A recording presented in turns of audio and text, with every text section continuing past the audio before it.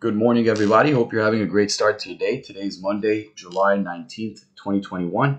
Hope you're having a great start to your day. We're going to go ahead and touch up on the overall market, get into some economic data, and get right into our favorite main watch list. So, hope you're starting your day right. If you're watching the broad market right now, we did actually have a long liquidation on Friday. We did see a massive close on forward slash ES, slight weakness on the overnight session. If you guys did see the close, 43.20. Started selling off a little bit. We did see the European session actually test a new 3-week low. Asian session, again, looking negative in the red.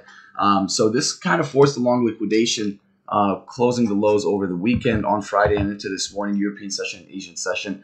We're seeing a lot of weakness, right? So take your time on the market. Again, very, very critical, especially on days like today. If you're watching, again, a lot of uncertainty going on. Nothing really going on in regards to the Fed. If you're watching the economic calendar into this morning, just commercial papers and selected interest rates and foreign exchange rates. That's towards the second half of the day at 1 p.m., 4:15 p.m. So nothing really going on at the open. But again, in a week like today, in a Monday like today, after seeing a lot of economic data last week, a lot of news, take your time on the broad market. Forward slash ES right now has to bounce that 42.50 range. Right now, if you're watching, we're at 42.62.50, so about 12 handles and a half.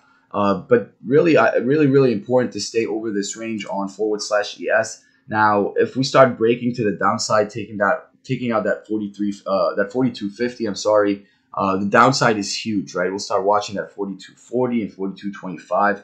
Gets a little bearish from there, right? So the downside is there, but we got to make sure that we're not really biased on the market. So we don't really care what happens as long as we get that bounce. So if you're watching right now, 42.50 critical support. If it doesn't bounce that range, starting at 42.54, I'll watch the four handles. But if it doesn't bounce that range, it's going to show us some weakness on the market. We'll start watching pullbacks for 42.40 and 42.25, right? And if we start taking out the upside, 43.20, really critical. Take out the 43.20 upside. We'll start pushing back to 43.40 and 43.52, all right? So when we get there, we'll mention it for you guys. But right now, currently just watching this accumulation, I wouldn't take on any trades just yet. Wait for directional moves. Again, just considering myself a safe trader, that's kind of the way to approach a market like today. Now, let's get a little bit into our watch list, touch up on what we have into this morning. Let me send you guys, first thing is Amazon. Let me send you guys what's going on here with Amazon. All right, cool. All right, so let me send you these levels so you guys can see what I'm seeing as well. But if you're watching Amazon, resistance at 35.55, support is 35.25 into this morning. There's a slight gap fill to the downside on Amazon's daily chart. So if you're watching the break under 35.25, there's a 10-pointer. This is actually a prior level that it broke over, again, gapped up into the open, and just stock could continue to rally over on the 2nd of July into newer highs and took out that 3,500 level. So if you're watching right now, we're actually coming to retest slowly. And again, slow and steady is very critical in days like today. So 35.55 for the upside if you're looking to take on any longs. And if you're watching the downside, I'll be watching that 35.25 level as we get there. Right now, it's 35.34. But I want to see what happens, right? 10 points from there, and especially on Amazon.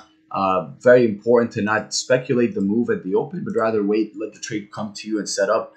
That's something that I'll be watching for. So if you're watching Amazon, again, 35.55, that upside, again, right now it's about 20 points away. I wouldn't trade the distribution range. Take your time on it, but watch for 35.25. Either a bounce on that level or we start breaking under that 35.25 for a 10-point gap fill, and under that another 15 points for the whole number. So take your time on Amazon. That's the reason why we're adding it on a Monday, just because the technical levels are presenting themselves. And if this is a directional play, you can catch a good move on this. Just make sure you're considering your triple R risk reward ratios, especially not just on on Amazon because it's a high premium name, but especially on a Monday starting off the week. You want to make sure you're keeping risk management intact at all times. All right, so that's Amazon looking real nice. Now let's talk about a trade that's really gapping a little bit too at the open. Let's get some crowd out of the way. Actually, I haven't added this into this quarter, but I'll be adding it into this morning for you guys. CRWD, if you want to run it up real quick. All right, so if you're watching your resistance at 243.50, support is at 241, right? So let me just give you guys a second. Make sure you're lining these levels up. But if you're watching, again, 243.50, support 241. Again, the stock really did have a gap to the downside, closing at 250 on Friday. Stocks opening up at 241, 242 range. So that's almost an 8-point drop. We know us. We love these high probability setups. And just seeing already the directional move, if you could take out that 243.50, you guys could see, again, that's the neckline. If we test that, we have a long way back to build. Back to 248 and potentially 250. But just understanding that if you do have a 5-point gap, it doesn't necessarily mean the stock will fill the gap right away, or the stock will continue to push towards that range the moment it steps into it. Just make sure you're watching the broad market. But this is a high probability setup in a day full of uncertainty like today. Again, option premiums are really nice on this. You can catch a good move. Not that expensive, in the money or at the money. And if it is out of your risk reward, absolutely do not risk it. No need to go out of your risk reward ratio, risk reward plan to take on a trade. No FOMO, right? So crowd, nice setup. Again, we'll be watching either or. The break over 243.50 for that 248. If it breaks the downside under 241, not biased, right? We see there's a 2-pointer to 239 and another point to 238, and it gets a little weaker under 238 if we get there. But I want to see the order flow. I'll keep this on watch, and I want to see what happens with the order flow, especially when you did have some adjustments on the 15th, which was Thursday, regarding Goldman Sachs, adjusting the price target and whatnot. So they did have some upgrades Thursday and Friday, right? So keep a lookout for that. Now, let's move after crowd. Let's get into our third watch. Let's touch up on some Tesla into this morning, right? And this will be the last thing I'll be watching. Again, less is more, especially on days like today when you do see some uncertainty in the market. If you're watching Tesla, they did have a piece of news. Again, let me just re-highlight it for you guys. But a piece of news said Tesla's closing its first supercharger station over security concerns. That piece was rolled out. I kind of sent it to you guys in the trading floor. I'll send it again right now so you can click on the attachment and see it. But take your time on Tesla, right? A piece of news like that can be a huge catalyst. But just seeing the weakness already from the PDC previous day close, the price of the previous day closed at 644, coming down almost 14 points, if not a little bit more, to 626. That's a lot of weakness, right? So about 18 points to the downside.